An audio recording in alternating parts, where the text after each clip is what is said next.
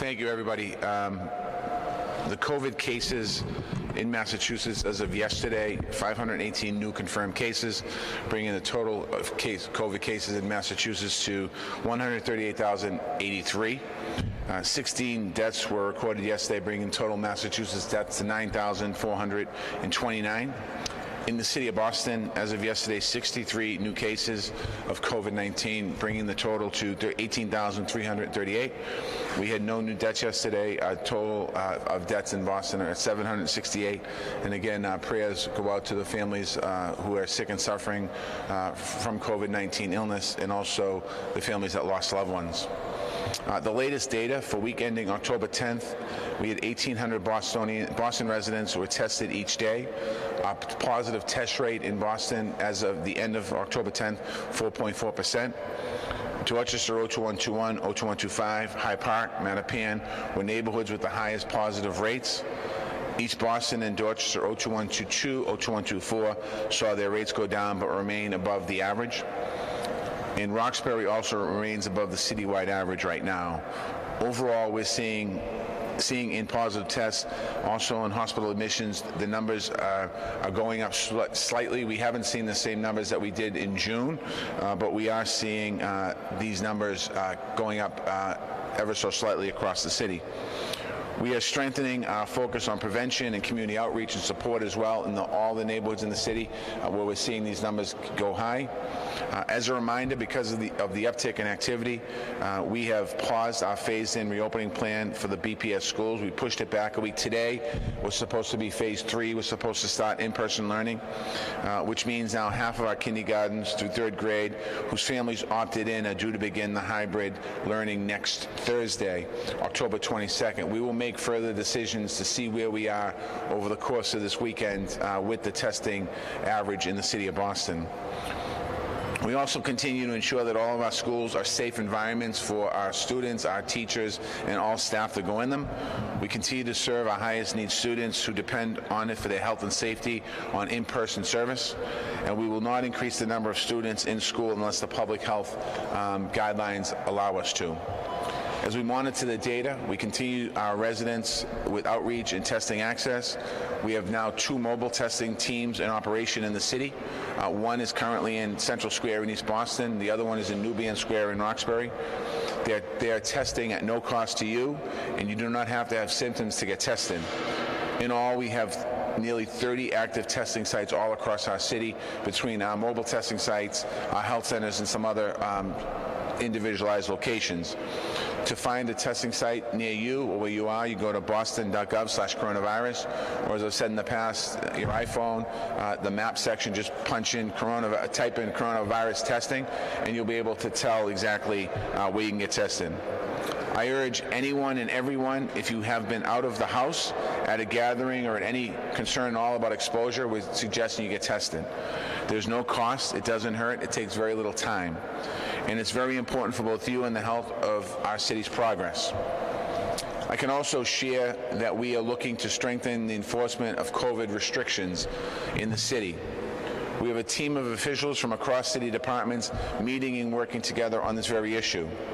They include the Boston Public Health Commission, Health and Human Services, Inspectional Services, the Boston Parks Department, Neighborhood Services, and the Boston Police Department.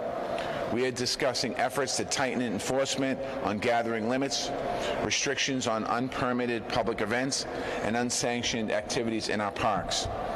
They are working to help restaurants follow restrictions on table size, distancing, and masks, and will be conducting spot checks and visits with businesses to ensure regulations are being followed. And we'll continue our prevention efforts to remind everyone that they are at risk. This is something that's in response to what we've been seeing on the news, in the newspapers, in different neighborhoods with people gathering and quite honestly not being responsible and putting themselves at risk and putting the larger public at risk. I also understand the stresses that small businesses are under, and we want to provide support to our small businesses here in the city.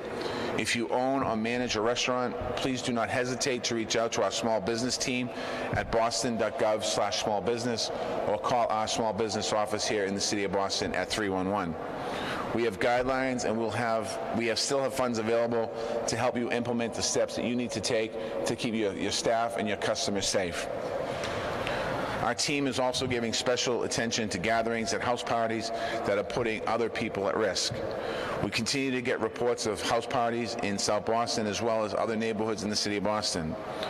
We're in conversations with elected officials who have expressed their concern and the neighbors who have called them, quite honestly, about their fear of these large gatherings. We are tracing locations where house parties continue to happen, and we'll be working through inspection services to curtail these events that are happening in house parties. If you have a house party and you're concerned about it, we ask you can call 911, and we will work on making sure that we follow up. If we don't get there immediately, we will be following up with the tenants in the apartment, with the homeowner in the apartment, and with the overall neighborhood. And folks who have been going to these house parties, I certainly understand the need to socialize, but right now we need to focus on activities that don't cause this virus to spread. Roughly half of our new cases continue to be in people under the age of 30 years old. And this is a trend that's happening nationally as well. A study was published recently on COVID hotspots around the U.S., and it's on the CDC website. So if you want to find out what's happening, just go to the CD website. It found that a month before an area sees a major activity, you see elevated rates in young adults. So what happens is the young people get COVID, and then a month later we see a larger spread in that same neighborhood. There are more activity, and many are taking fewer precautions as this virus takes hold. A month later, the virus is spreading throughout the community. Older people are getting it. More people are in the hospital, and more people will eventually die with this virus. We talked about that concern, and there is certainly science behind it. So if you're thinking about going to a party, just don't think about the people at the party. Think about all the people that everyone at the party has been in contact with and that you will be in contact with. Think about the person a month later who gets sick and potentially loses their life, and their family won't be able to visit them again. Think about our needs as a city to prevent another surge, avoiding shutdowns, the impact that COVID has already had on our businesses, our small businesses, our retail shops.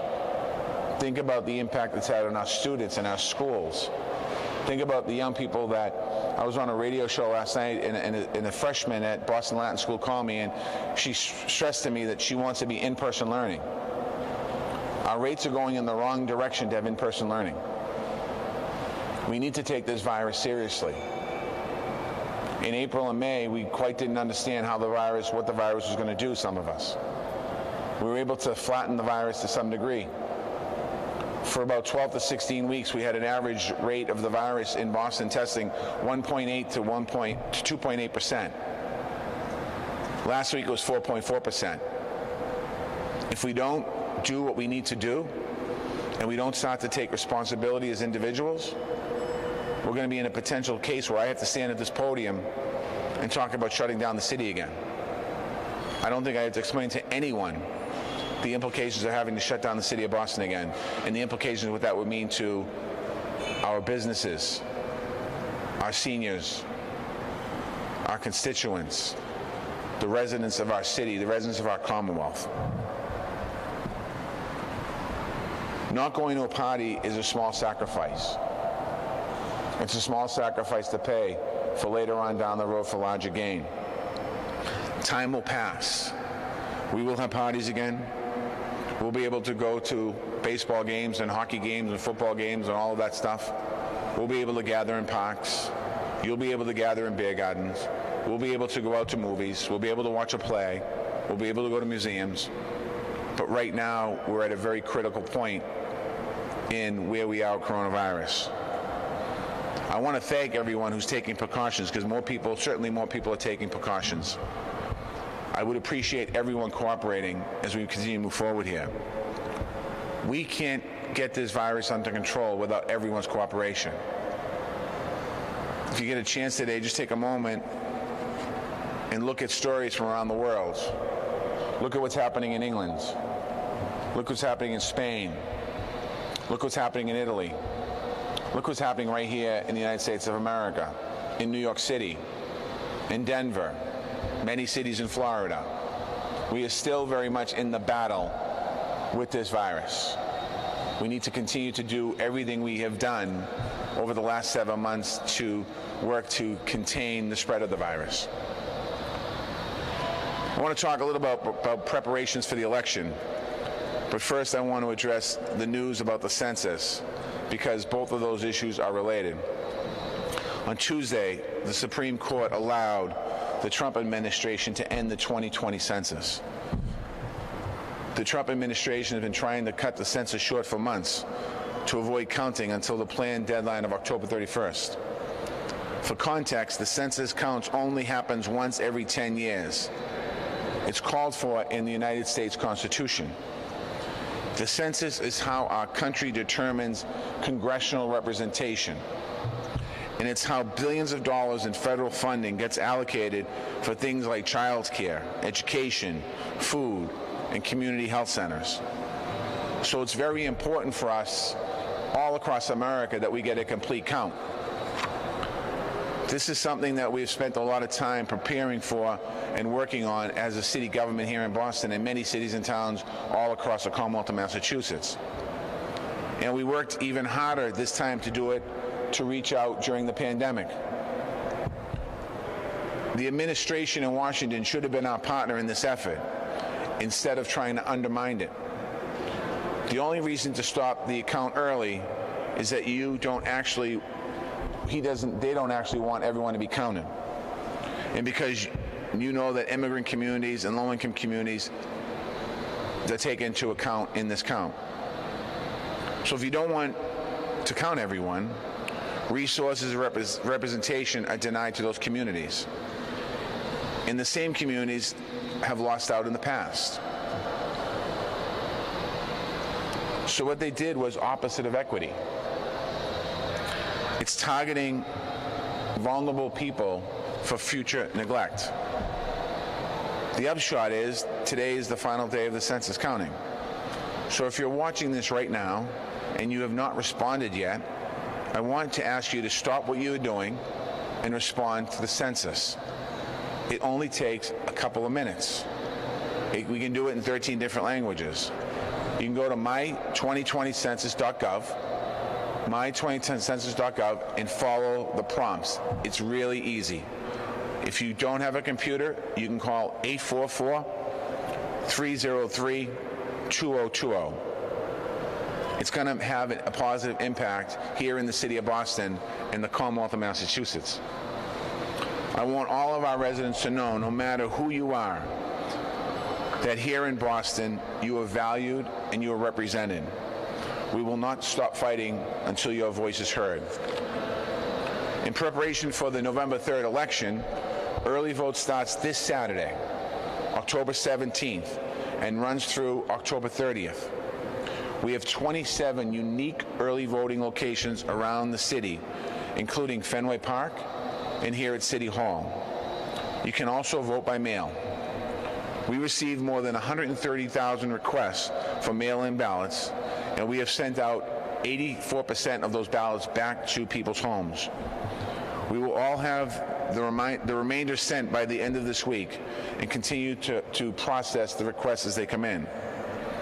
Already, 7,500 people have filled their ballots out and have already voted in the city of Boston to return them. The last day to request a mail-in ballot is October 28th. That's a deadline. My advice is do it today. Don't wait until October 28th. Get these ballots in your hands right now. I encourage you to mail your completed ballot as soon as possible and follow all the instructions. When you get your ballot, you'll see it. When you mail it back, you'll put your ballot inside an envelope. You'll sign that envelope as an affidavit. You'll put that inside another envelope, a big white envelope, where you can either put it in the mail, or you can drop it off at a drop box, or drop it off here at City Hall, or drop it off at one of the early voting locations. We're asking everyone to do this. We want to make voting as simple as possible. We have lines in Texas and Georgia that were 8 hours long over the last several days of people wanting to vote.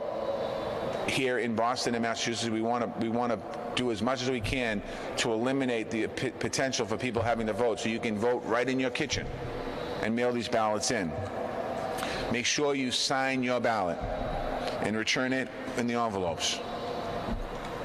Drop boxes will be available through 8 p.m. on November 3rd. We're installing 17 drop boxes today all around the city of Boston.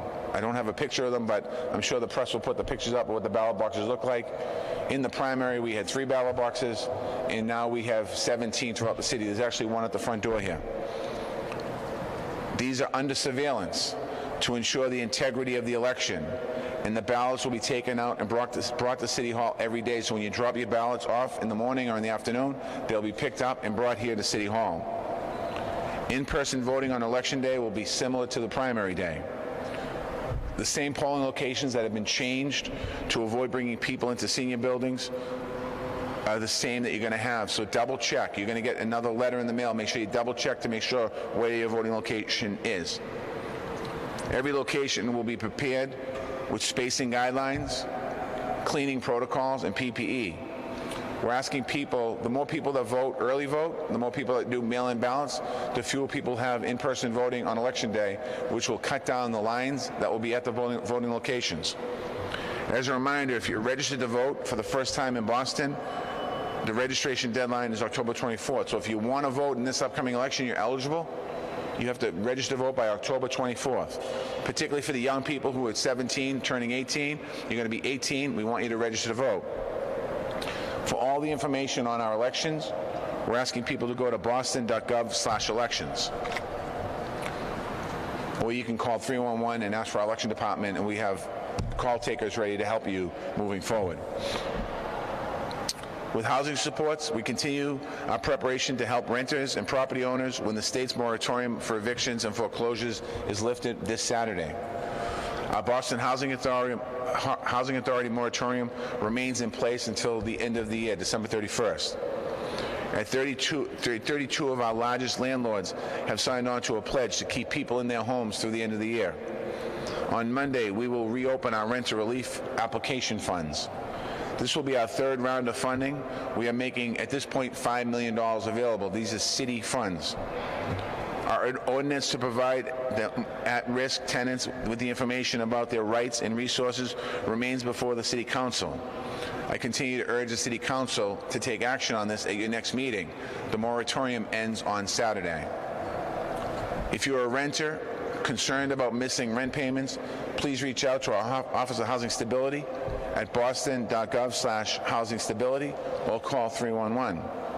If you are a landlord who would like to access those resources on behalf of your tenants, please reach out as well. If you're a homeowner concerned about paying your mortgage or making repairs, please contact our Boston Home Center. Last year, our home center helped prevent 900 foreclosures when the pandemic was not here. They do incredible work, so we want to help you to keep you in your home. Nobody should lose their home during this time of a pandemic. It's not fair. It's not good public health. So we will keep working to support anyone who is struggling. As far as Halloween goes, I know that there's questions come up. At next Tuesday, I believe it's next Tuesday, my next press conference, I will give a full report on Halloween. We are working with our public health department now on what will be some of the guidelines that we want to see moving forward. But in saying that, I do have 2 very important announcements today. One is the Parks Department is hosting a virtual pumpkin carving contest. After you carve your jack-o'-lantern, you can submit a photo anytime between now and October 31st. 3 winners will receive iPads provided by Xfinity. Winners will be chosen in categories most creative, scariest, and the Boston Park theme. We're asking you to go to boston.gov/pumpkins to learn more to submit your photos. That's boston.gov/pumpkins. Also, we have an exciting announcement. We're going to build on the success of our summer drive-in movie series with a fall drive-in movie series starting next Thursday. Movies include Halloween Town, Scream, Hocus Pocus, Get Out, The Addams Family, and Psycho. So some of these are family friendly and some are 18 and above.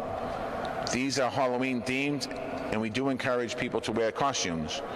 We have doubled the features on several nights, as well as special matinee shows for seniors in partnership with our Age Strong Commission.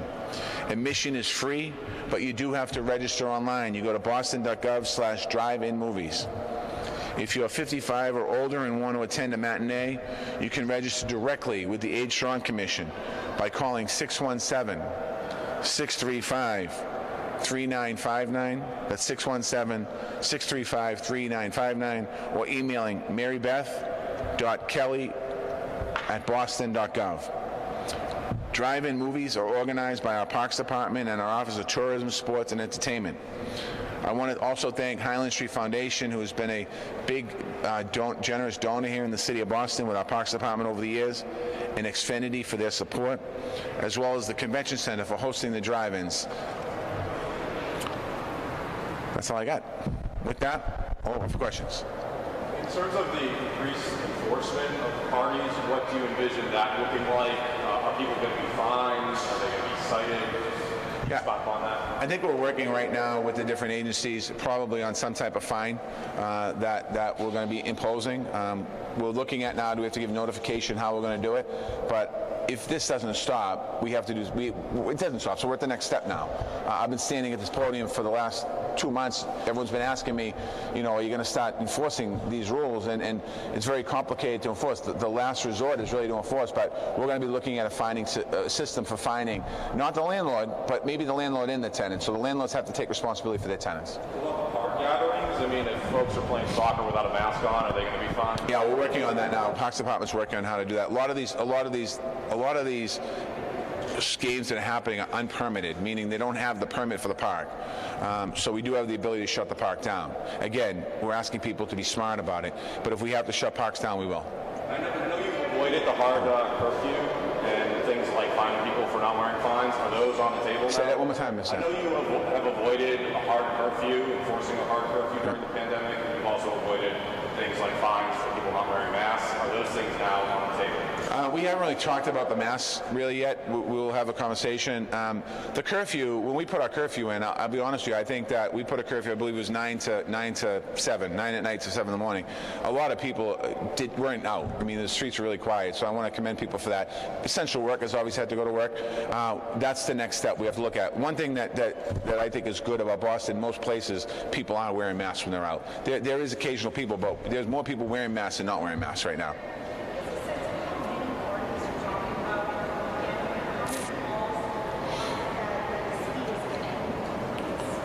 I don't know if I have the exact number of house calls, but I know that over the weekend, Councilor Flynn and Councilor Flaherty said there were dozens of parties over the weekend, and they were getting hundreds of calls, and people were just, you know, they were getting calls themselves, that they knew people in the community.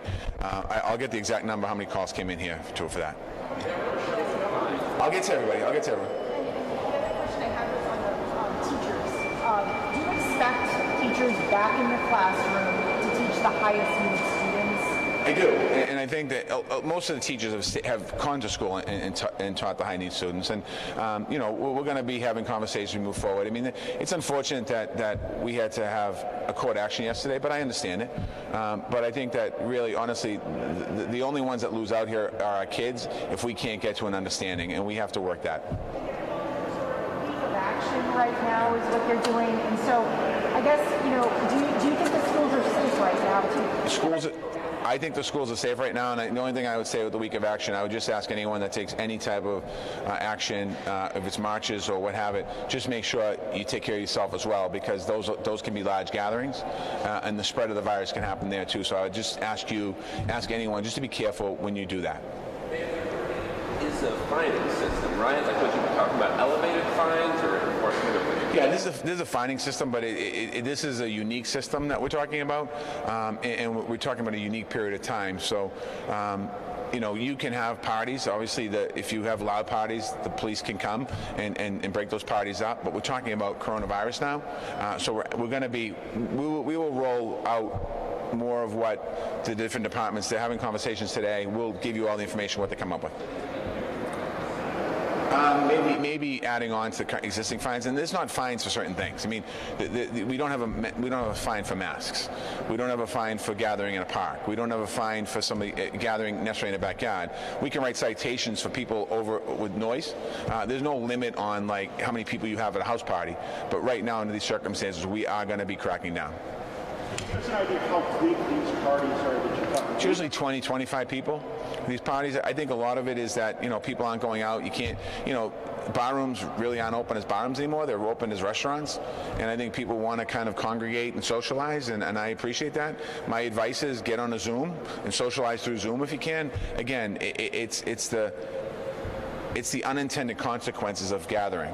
Meaning that you all gather, you don't think anyone is sick, somebody might get coronavirus, you might think, well, I'm 24 years old, 25, I'm going to be fine, and that might be the case in most cases.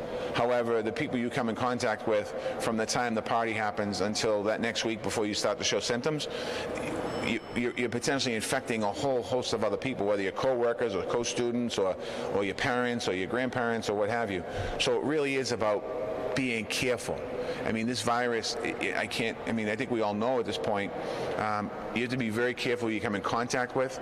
The contact tracing that we do, when we do that, it's because we talk to the individual who has COVID and we ask them who they've come in contact with, so we can reach out to those folks to let them know that you came in contact with Marty Walsh, who has COVID, and we want you to be careful and get tested because all the people you've been meeting with, so we don't see a super spreader. Getting back to the testing, which you referred to in your remarks, the availability and the importance. Have you been tested? How often? I have. I've been tested several times now. It's something that I think is really important. I get tested probably every 2 weeks. Just in the very beginning, I didn't get tested right off the bat because at the time there was a lack of testing for everyone. I just felt it was inappropriate at the beginning of this that I get tested and other people didn't have access to it. But now that we have so much access to testing, we're pretty on a schedule every 2 weeks being tested. You didn't want to be standing at this podium and telling people that you had to shut the city down. At what point did you get to that? That's a hard question to answer right now. I'm hoping we don't get there. I've had many conversations with Marty Martinez. I mean, I think really we look at different numbers. We look at, and Marty can come up here and explain better than I can after I try to do this. We look at the daily testing numbers, the testing rate. We look at a 5-day average. We also look at hospitalization rate and see what the hospitalization capacity is. And we factor all those different areas in. An unofficial tally that I use is also EMS transports. How many of our 911 calls are EMS that are picking up people COVID? There was, I think at the height of COVID-19, there was thousands of people that were picking up. For the last, prior 2 months ago, they really didn't have anybody. And again, we're starting to see an uptick in COVID transports now, or potential COVID transports that eventually become COVID transports. So we're looking at all these different metrics. Let me ask Marty to come up and just give you a more scientific answer than I just gave. Thanks, Mayor. Actually, I think you covered it pretty well. I mean, I think just for example, I'd give you, as Mayor, give you a number.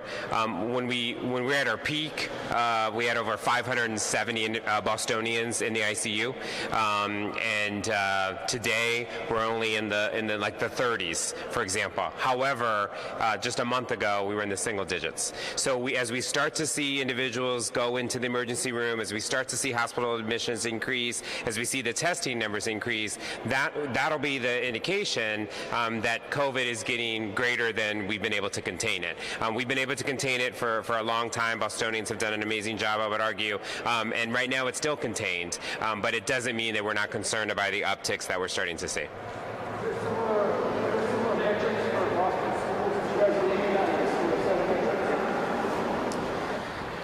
Yeah, so the metrics for Boston schools are similar. We're looking at the daily case number, the positivity, the daily positivity in the average, as well as hospital admissions, and looking at the emergency room. That's data we've been looking at in partnership with BPS for several months now, and so that's the data we're looking at and reporting on.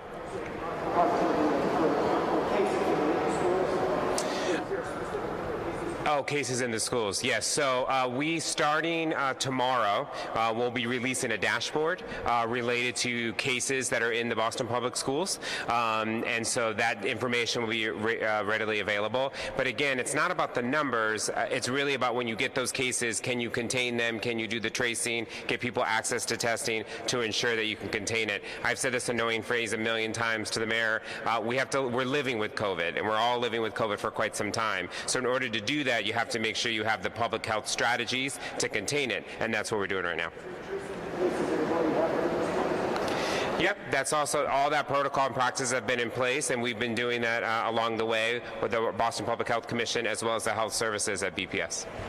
Gathering limit is 25 right now and Let me just 35. add real quick on the cases. You know, a lot of these cases, if they're, I don't know how many cases are in the schools right at this particular moment, but a lot of these are outside. So somebody will test positive, a parent, a teacher, student, what have you, not just Boston, across the Commonwealth. So it really is important upon, at least for all districts, but I'll talk about Boston right now, that if you're feeling sick, you should not come to school. If you are a parent sending your child to school and you don't feel good as a parent, you shouldn't send your kid to school until you find out. If you're a teacher that you're not feeling well, you shouldn't go to school. So a lot of it too is incumbent upon the individuals not to walk into schools thinking that it might just be a flu. You know, just take the day, get tested, just to make sure everything's safe. The limit for indoor gatherings is 25 right now, right? Is there a thought to lowering that? No, right, not at this moment. No, not at this moment. We just, again, we made a decision several weeks ago when the governor and the state allowed to have 10 people at a table. We kept it at 6. There's a lot of restaurants that are asking me to increase that number to 10. I would love to be helpful and do that. But at this particular moment today, that would not be, I don't think it would be a wise thing to do in the city of Boston.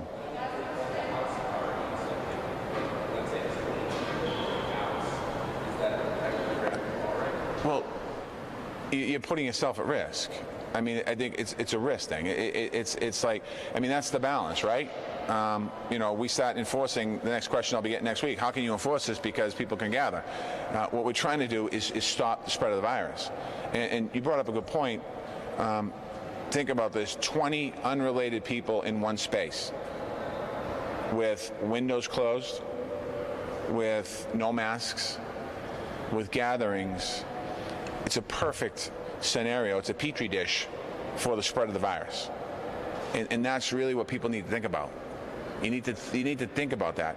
And as far as the gatherings internally, I mean, there are precautions in restaurants that they put in place with this physical distancing.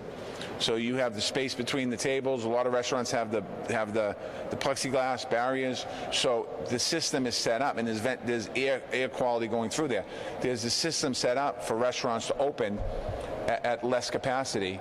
Even the 25 number, when we say you can have more than 25 people gathering inside, we're talking about venues. And those venues have spacing around them where people can be safe. When you're talking about a house party, there is nobody's preparing with plexiglass and spacing and everyone's six feet away from each other and you're in a room. It's everyone's together. And that's the difference. These places that we've reopened, there's a set of guidelines and criteria that we're asking these businesses and these venues to follow. When it comes to house parties, no one's requested, can we have the guidelines of house parties? I will tell you, the guidelines is you should have no more than 5 people unrelated in a room where you can social physical distance. I think if you add more than that, maybe even that number's too high. You're adding problems. All right, thanks everyone.